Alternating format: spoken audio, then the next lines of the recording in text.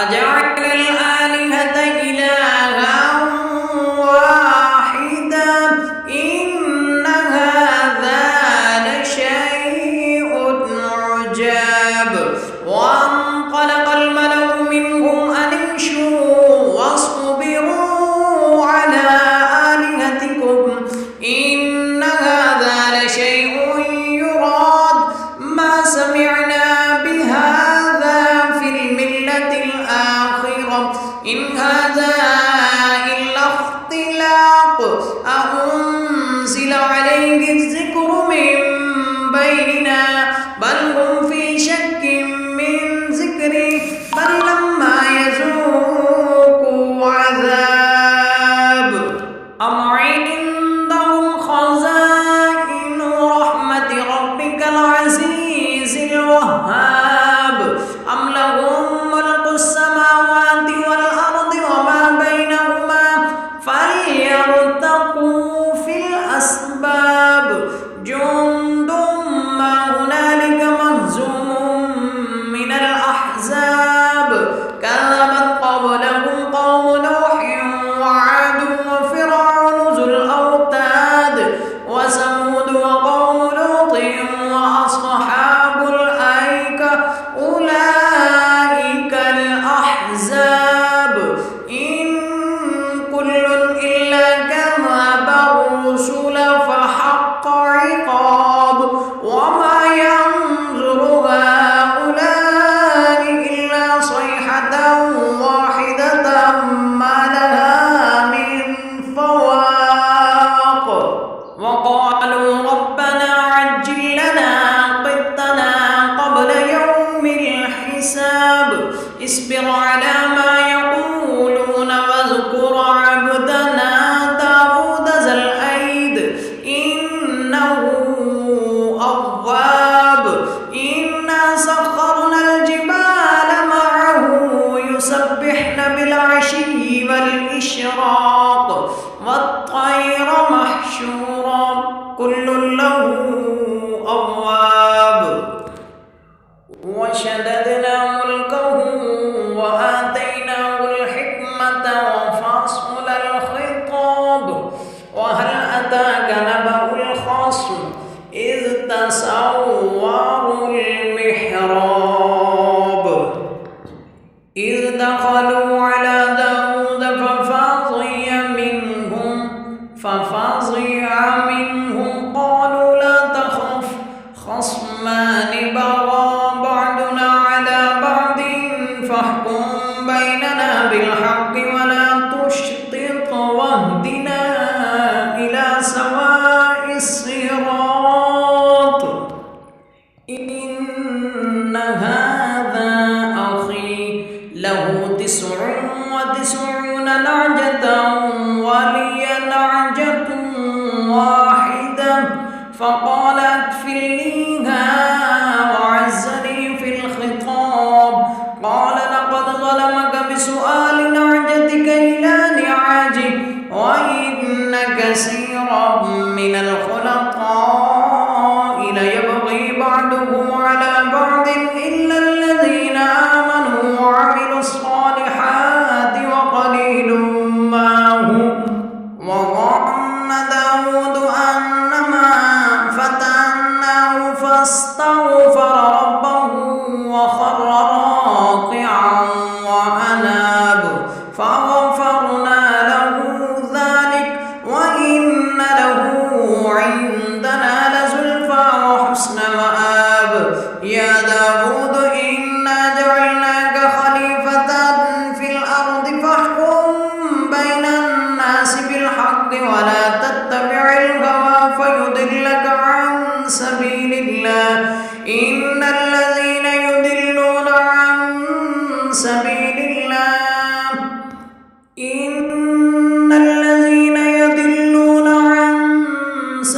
الله لهم عذاب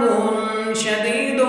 بما نسوا يوم الحساب وما خلقنا السماء والأرض وما بينهما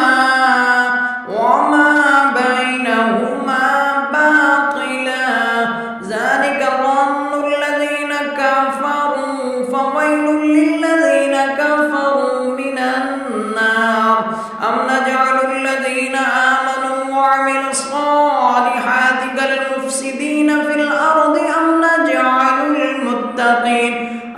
نجعل المتقين كالفجار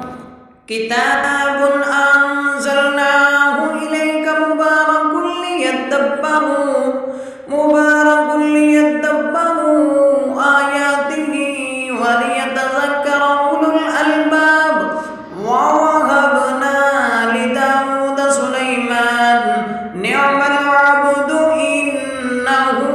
أواب إذ ورد عليه بالعشي الصافنات الجياد فقال إني أحببت حب الخير عن ذكر ربي حتى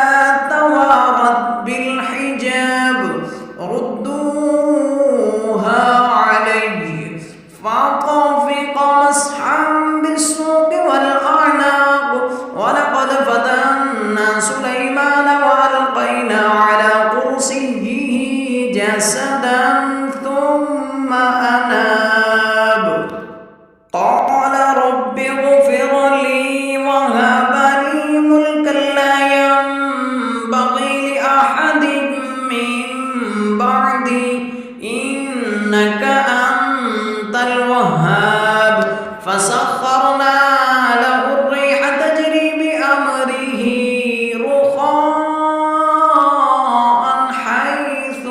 أصاب والشياطين كل بناء وغواص وآخرين مقرنين في الأصفاد هذا عطاؤنا فامنن أو أمسك بغير حساب وإن له عندنا لزلفى وحسن مآب واذكر عبدنا أيوب إذ نادى ربه أني مسني الشيطان بنصب وعذاب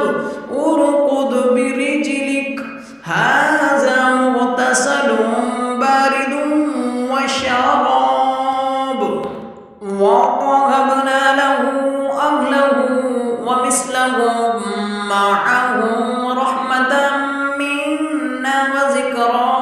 لأولي الألباب وخذ بيدك ضغثا فاضرب به ولا تحنث إنا وجدناه صابرا نعم العبد إنه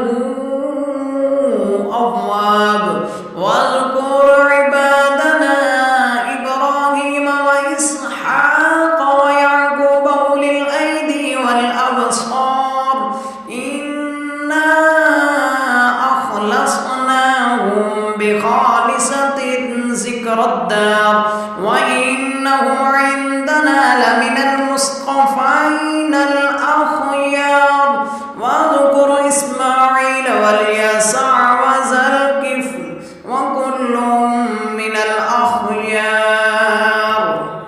هذا ذكر وإن للمتقين لحسن مآب جنات عدن مفتحة لهم الأبواب متكئين فيها يدعون فيها بكل فاكهة كثيرة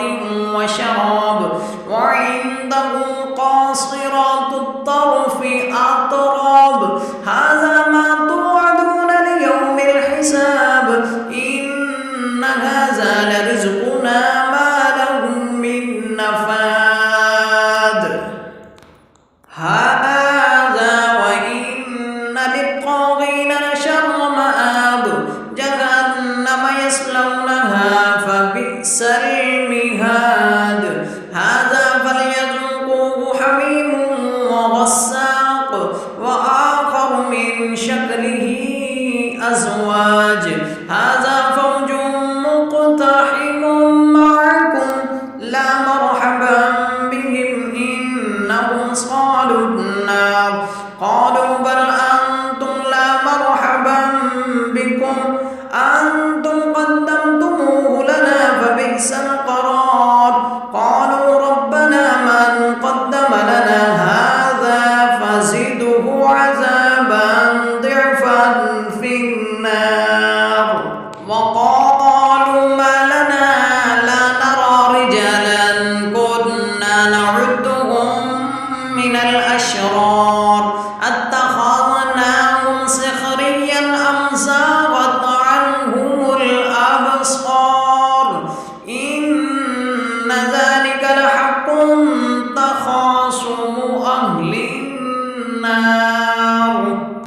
قل إنما أنا منذر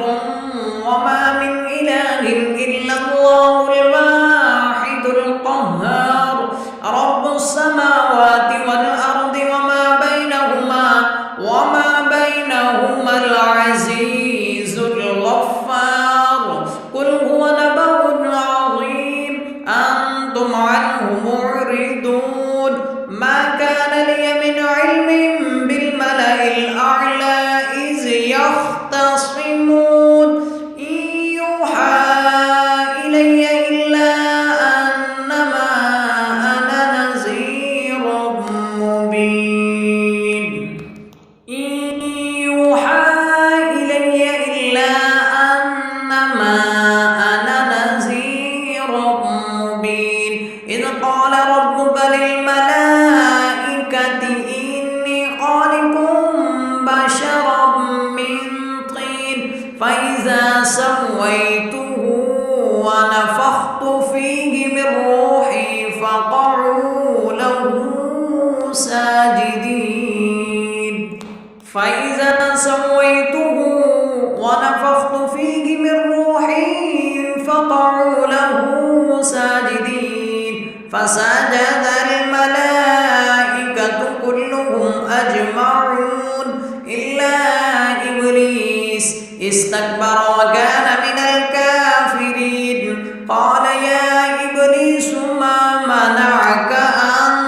تسجد لما خلقت بيدي أستكبرت أم كنت من العالين قال أنا خير منه خلقتني من نار وخلقته من طين قال فاخرج منها فإنك رجيم وإن عليك لعنتي إلى يوم الدين